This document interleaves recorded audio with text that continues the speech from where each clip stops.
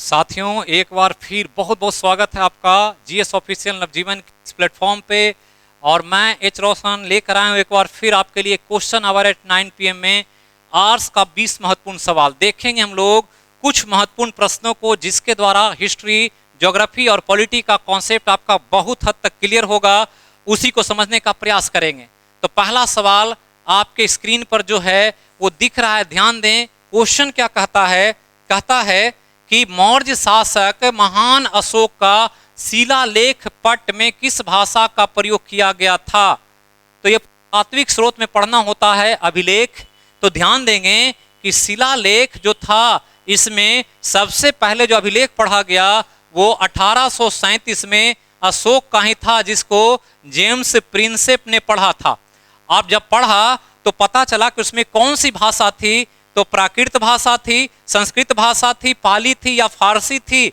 तो भाषा की बात करेंगे तो भाषा का जो प्रयोग हुआ था वो प्राकृत भाषा। लेकिन लिपि की बात करेंगे तो लिपि में कई लिपि का प्रयोग हुआ था। एक था ब्राह्मी, एक था खरोष्टी, खरोष्टी के साथ अरमाइक भी था, और कुछ यूनानी लिपि का भी प्रयोग किया गया था। तो लिपि पूछेगा तो ये चारों आंसर होगा, लेकिन अगर पूछे सबसे ज्यादा कौन लिपि का, तो ब्राह्मी लिपि का। और भाषा पूछेगा तो प्राकृत, जिसको अर्धमागधी भी कहा गया है।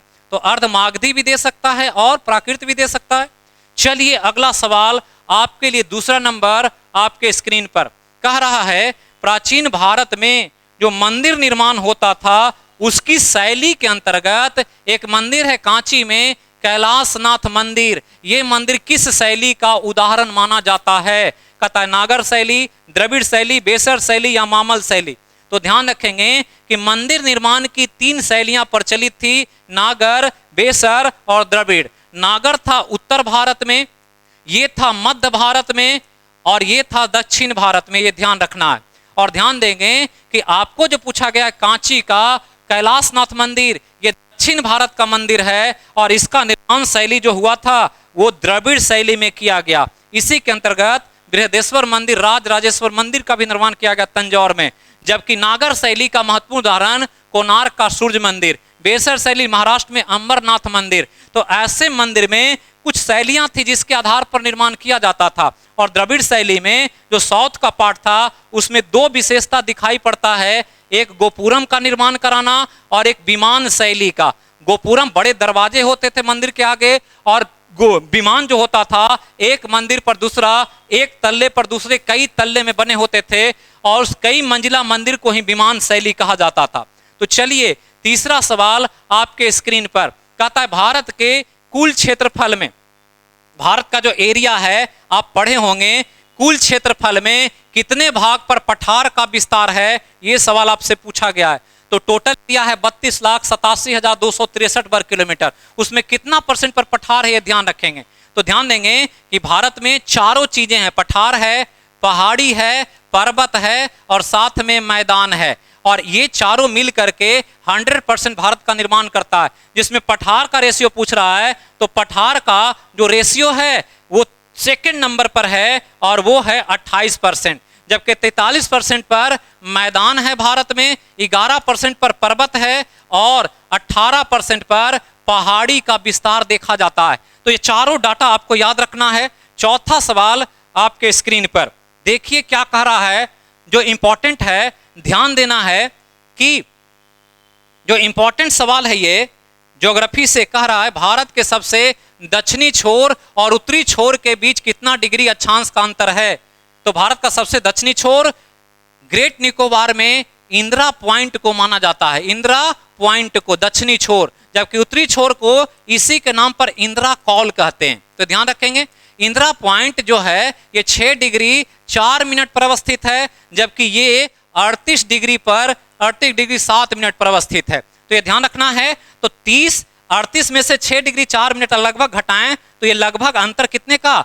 32 डिग्री का। तो आंसर जो जा रहा है वो ध्यान रखना है, वो 32 डिग्री का अक्षांशीय विस्तार में डिफरेंस देखा जाता है।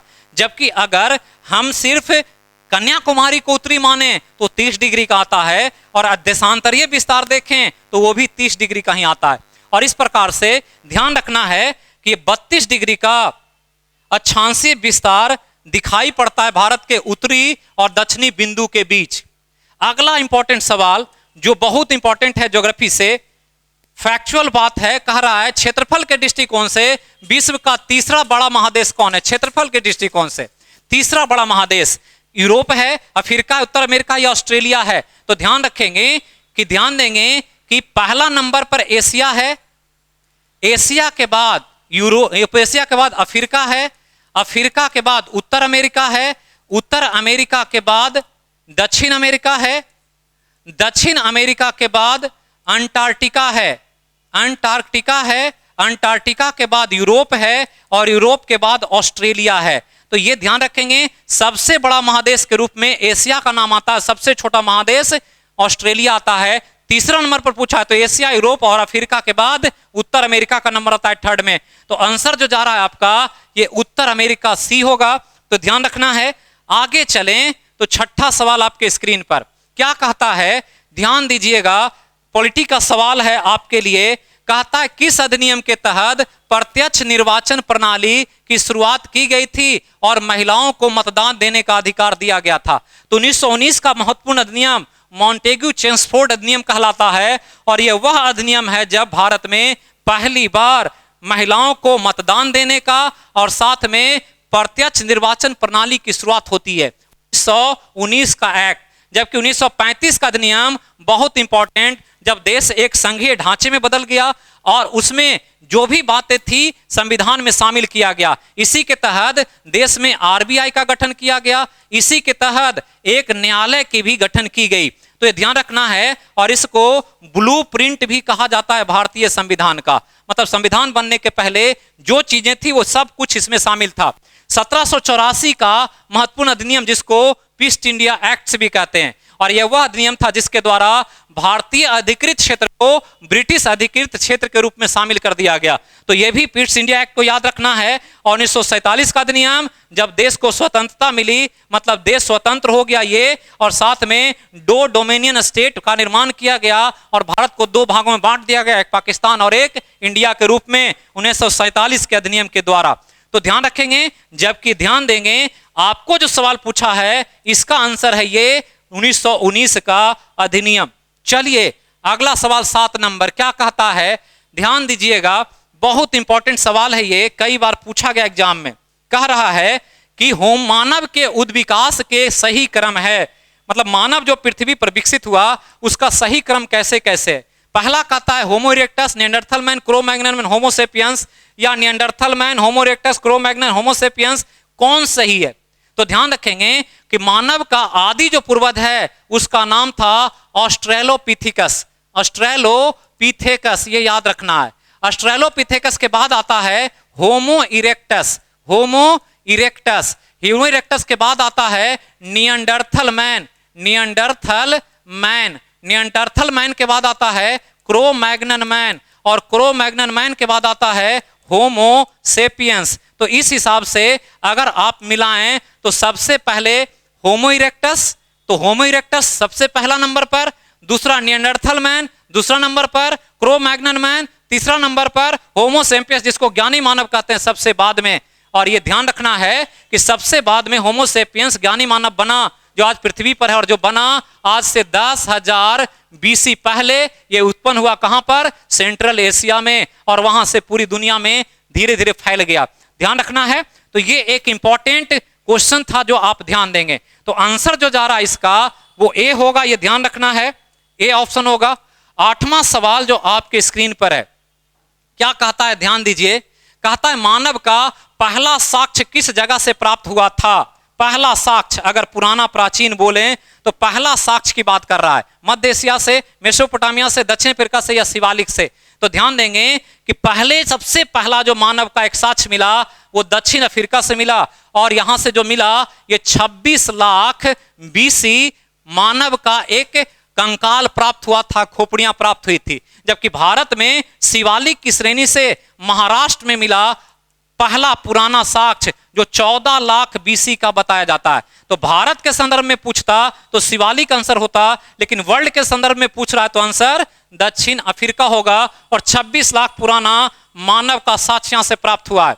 8वां के बाद 9वां सवाल कहता है भारत को कितने विभागों में भौगोलिक रूप से बांटा गया, भौगोलिक रूप से कितने विभाग में। अभी हमने चर्चा किया था कि भारत को भौगोलिक रूप से 4 विभागों में बांटा गया है। कितने विभाग में? 4 विभाग में। तो आंसर जाता है डी, 4 विभाग। 4 कौन कौन? तो पर्वत, पहाड़ी, पहाड़ी के पर्वत पहाड़ी नहीं, ये तो भौगोलिक विविधता है।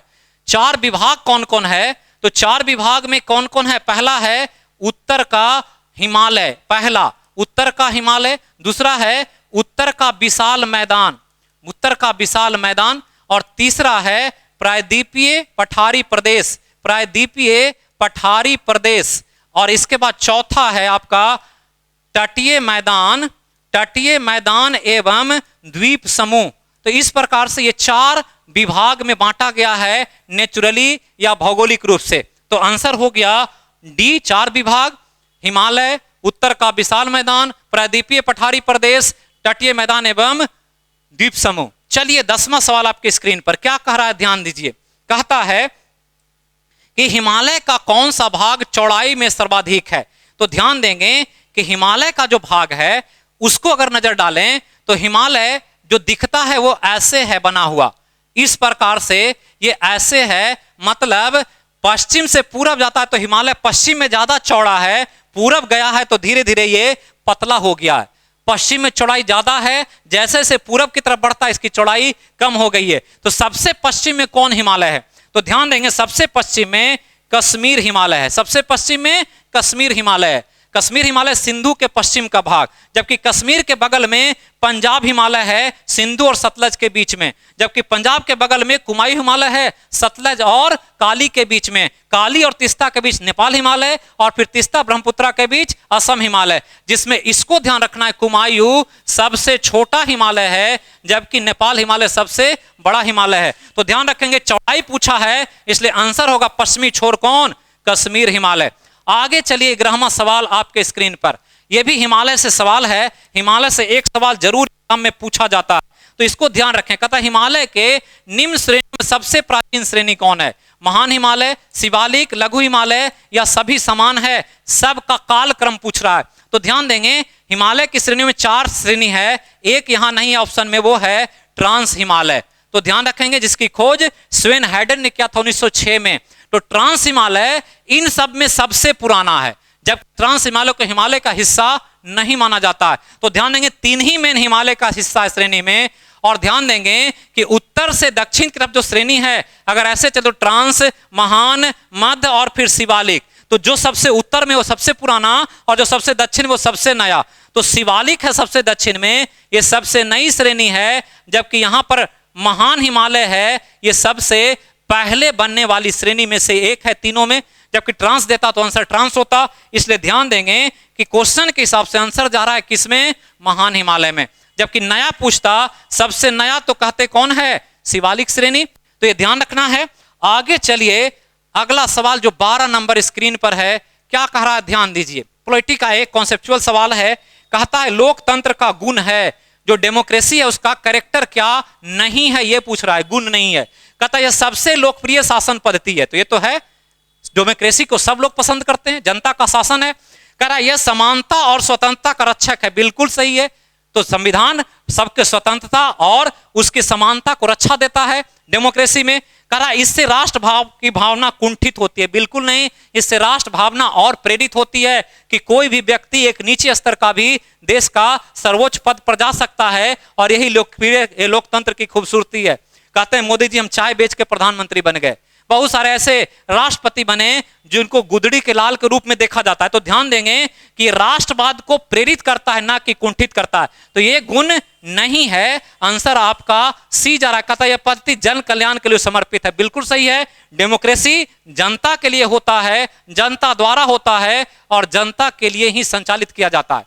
तो ध्यान देंगे 13 नंबर सवाल जो प्राचीन भारत के इतिहास से है। कहता है सिंधु नदी घाटी सभ्यता का जल प्रबंधन उत्तम व्यवस्था थी, इससे संबंधित प्रमाण है। मतलब माना जाता है कि सिंधु घाटी सभ्यता एक जो टाउनशिप था, नगरीय सभ्यता था, बहुत समृद्ध देश शहर के रूप में विकसित था। वहां ड्रेनेज सिस्टम, नालियों की बेहतर प्रबंधन की गई थी। इससे संबंधित प्रमाण कौन सा है? कहता है स्वच्छ जल और गंदे जल के लिए नालियां बनाई गई थी। बिल्कुल सही है, अलग से स्वच्छ जल बहने के लिए और गंदे जल बहने के लिए अलग से नालियां मिली खुदाई में। कालीबंगा से उत्तम कोटि का जल प्रबंधन मिला, यह भी सही है। कहता है सर्वोत्तम कोटि का जल प्रबंधन धौलावीरा से मिला, यह भी सही है। मतलब तीनों बातें प्रमाणित करता है कि सिंधु घाटी सभ्यता में जल प्रबंधन का एक हाई क्वालिटी व्यवस्था किया गया था। इसलिए आंसर डी सही है, सभी का सभी क्या है, सही है। 14 नंबर सवाल आपके स्क्रीन पर क्या कहता है? कहता है इनमें धर्म के अंतर्गत कौन धर्म? तो जैन धर्म। इनमें कौन जैन धर्म के 5 महाव्रत में शामिल नहीं है? 5 महाव्रत, 4 महाव्रत बनाया था ऋषभदेव ने और बाद में महावीर आकर के 5वां महाव्रत जोड़ा था और 5 महाव्रत पालन करने का उन्होंने एक सिद्धांत दिया। कहता है सत्य, अहिंसा, मोक्ष या अस्तेय। तो ये 4 तो है, ये 4 में 3 ही है महाव्रत में, सत्य, अहिंसा, अस्तेय, दूसरा है एक अपरिग्रह और लास्ट में जोड़ा था ब्रह्मचर्य को आके किसने? महावीर स्वामी ने। तो 3 ये, 2 ये, 5 महाव्रत मतलब मोक्ष इसमें शामिल नहीं है। तो आंसर क्या होगा? सी होगा। अगला सवाल जो 15 नंबर है क्या कह रहा है, ध्यान दीजिए। कहता है जैन धर्म में पहली बार विभाजन कब हुआ? तो याद रखना ये बहुत इंपॉर्टेंट सवाल है भी। तो जैन धर्म में पहली बार विभाजन कब हुआ? 540, 360, 512, 403। यहां पर ऑप्शन मिसप्रिंट है, जो हमने दिया था डाटा वो टाइप नहीं हो सका। ध्यान रखना है जैन धर्म में पहली बार विभाजन 300 BC में हुआ था, प्रथम जैन संगीति के समय। और तब बन गया था श्वेतांबर और दिगंबर का उदय हुआ था 2 भाग में। जबकि बौद्ध संगीति का पूछेगा तो बौद्ध संगीति में पहली बार बौद्ध धर्म में विभाजन हुआ था 383 BC में और तब बना था द्वितीय बौद्ध संगीति के समय थेरवाद और महासंगिक। तो बौद्ध धर्म पूछेगा तो 383 BC में हुआ पहली बार विभाजन, जैन धर्म पूछेगा तो 300 BC होगा। चारों में कोई ऑप्शन नहीं है, यहां पर ऑप्शन में ही एरर है, तो यह ध्यान रखना है। 16 नंबर सवाल देखिए क्या कह रहा है। कहता है बहुत इंपॉर्टेंटली कि दिए गए कथनों पर विचार करें। कथन 1, भारत में अधिकांश खनिज संसाधन प्रायद्वीपीय पठार से मिलता है। भारत में अधिकांश प्राकृतिक संसाधन प्रायद्वीपीय पठार से मिलता है। प्रायद्वीपीय पठार अंगारा लैंड से बना है जिसमें पुरानी संरचना है। तो दोनों ही तथ्य सही है। मैक्सिमम जो खनिज मिल रहा है भारत में प्रायद्वीपीय पठार से, और प्रायद्वीपीय पठार अंगारा लैंड का नहीं, गोंडवाना लैंड का हिस्सा है। किसका है? गोंडवाना लैंड का। मतलब एक तो सही है लेकिन दूसरा गलत है। पुरानी संरचना है लेकिन गोंडवाना लैंड का। तो कथन 1, 2 सही है, कथन 1 सही है, कथन 2 गलत है। तो यही सही है, कथन 1 सही है और 2 गलत है। तो ध्यान रखना इसको। आगे चलिए 17 नंबर सवाल आपके स्क्रीन पर। कहता है सुमेल कीजिए कौन सा पर्वत है और पर्वत की चोटी जो है सुमेल है या नहीं है। तो आप पढ़े होंगे ज्योग्राफी में, अरावली पर्वत का सबसे ऊंचा चोटी सुमेल है, अन्नामुड़ी सुमेल है, यह पूछ रहा है कौन सुमेल है। तो अरावली पर्वत का सबसे ऊंची चोटी का नाम गुरु शिखर है। अरावली पर्वत का गुरु शिखर मतलब सुमेल नहीं है। पूर्वी घाट पर्वत का सबसे ऊंची चोटी महेंद्रगिरी है, तो यह भी सुमेल नहीं है। पश्चिमी घाट पर्वत का सबसे ऊंची चोटी अन्नामुड़ी है, यह भी सही नहीं है। सतपुड़ा का सबसे ऊंची चोटी धूपगढ़ है और यही सही है। सतपुड़ा का जो मैच कराया गया यह सही है, धूपगढ़ है। अरावली का गुरु शिखर, पूर्वी घाट पर्वत का महेंद्रगिरी और पश्चिमी घाट पर्वत का अन्नामुड़ी। ध्यान रखेंगे अन्नामुड़ी दक्षिण भारत की सबसे ऊंची चोटी है, सबसे ऊंची साउथ इंडिया में, और ये केरल राज्य में है, अन्नामलाई की पहाड़ी में। तो ध्यान रखेंगे। तो ये कुछ इंपॉर्टेंट सुमेल करने के लिए दिया गया था। 18 नंबर सवाल आपके स्क्रीन पर कह रहा है अंडमान निकोबार द्वीप की सबसे ऊंची चोटी सैंडल पीक किस द्वीप पर है? दक्षिणी अंडमान में है, उत्तरी अंडमान में है, ग्रेट निकोबार में, लघु अंडमान में है। तो आंसर जा रहा है यहां। ये पहला तो ध्यान रखा, सैंडल पीक 732 मीटर ऊंचा है और पूरे अंडमान निकोबार में जितना भी आइलैंड है उस सभी आइलैंड में सबसे ऊंचा स्थान है। और ये ऊंचा स्थान कहां पर है? तो ध्यान रखना है ये उत्तरी अंडमान का हिस्सा है। कितने अंडमान का? उत्तरी अंडमान का। जबकि ग्रेट निकोबार पर ही इंदिरा पॉइंट है, इंदिरा पॉइंट। इंदिरा पॉइंट इसी द्वीप पर है जो अंडमान निकोबार में सबसे निचला द्वीप है। तो याद रखना है। आगे चलें 19 नंबर सवाल आपके स्क्रीन पर क्या कह रहा है। कहता है प्रसिद्ध जगह रामेश्वरम, प्रसिद्ध स्थल रामेश्वरम किस द्वीप पर है? पम्बन द्वीप पर है, कच्चा तीवु द्वीप पर है, श्रीहरिकोटा पर है, भिलर द्वीप पर है। तो याद रखेंगे कि रामेश्वरम जो है वो आपका पंबन द्वीप का हिस्सा है। तो ध्यान रखेंगे, जब भारत का आप देखते होंगे प्रायद्वीपीय भारत, तो तमिलनाडु में यहां पर ऐसे निकला हुआ यहीं पर पंबन द्वीप है और यहीं पर रामेश्वरम है। इसको रामेश्वरम द्वीप भी कहते हैं। यहीं से आगे चल करके श्रीलंका जाता है और ये राम सेतु है, श्री राम सेतु जो बांद्रों ने बनाया था। और इसका सबसे आगे वाला हिस्सा धनुष कोठी कहलाता है। क्या कहलाता है? धनुष कोठी, जहां से श्री राम सेतु शुरू होता है। तो ध्यान रखेंगे, कच्चा तीवू द्वीप भी यहीं पर है, यहां पर। और ये श्रीलंका और भारत के बीच में डिस्प्यूटेड आइलैंड है, जबकि अभी इस पर श्रीलंका का अधिकार है। 1976 तक डिस्प्यूटेड था, भारत इस पर दावा करता था, ये कच्चा तीवू द्वीप।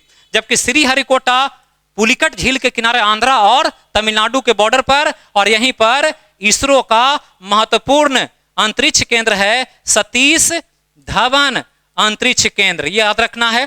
तो ये बहुत इंपॉर्टेंट तथ्य। जबकि व्हीलर द्वीप, जिसका नाम एपीजे अब्दुल कलाम द्वीप है, और इस पर से मिसाइल का परीक्षण होता है, जबकि यहां से सैटेलाइट छोड़ा जाता है। तो याद रखेंगे इसको। 20वां सवाल, आज के सेशन का अंतिम सवाल, करा विधि द्वारा स्थापित प्रक्रिया संविधान में जो लिया गया है वो कहां से लिया गया? जापान से, नेपाल से, इजराइल से, या कहां से? तो विधि द्वारा प्रक्रिया, विधि द्वारा स्थापित प्रक्रिया, ये जापान के संविधान से लिया गया एक तथ्य है स्रोत के रूप में। और विधि द्वारा स्थापित प्रक्रिया का मतलब देश में जो भी कानून विधायिका बनाएगी वो तभी मान्य होगा जब वो एक समान निर्णय के आधार पर एक अच्छे तरीके से प्रोसेस से उस विधायक के द्वारा नियम कानून सही तरीके से बनाया जाएगा तब। तो ये जो प्रक्रिया आया, जिसको विधि द्वारा स्थापित प्रक्रिया कहते हैं, वो किसके द्वारा? तो जापान के द्वारा। इजराइल से कुछ नहीं, नेपाल से कुछ नहीं, तो जापान से लिया गया है, यह ध्यान रखना है। और जापान से जो लिया गया वो विधि द्वारा स्थापित प्रक्रिया, संविधान का महत्वपूर्ण एक पार्ट। तो चलिए, यही था आज का महत्वपूर्ण क्वेश्चन आवर का 20 सवाल हिस्ट्री, ज्योग्राफी और पॉलिटी का। चलिए, कल फिर मैं लेकर आऊंगा आपके लिए साइंस का 20 महत्वपूर्ण सवाल। लगातार बने रहिए, चैनल को देखिए, लाइक कीजिए, सब्सक्राइब कीजिए और सभी ग्रुप में जरूर शेयर कीजिए। फिर मिलेंगे एक नए सेशन में। थैंक यू, जय हिंद, गुड नाइट।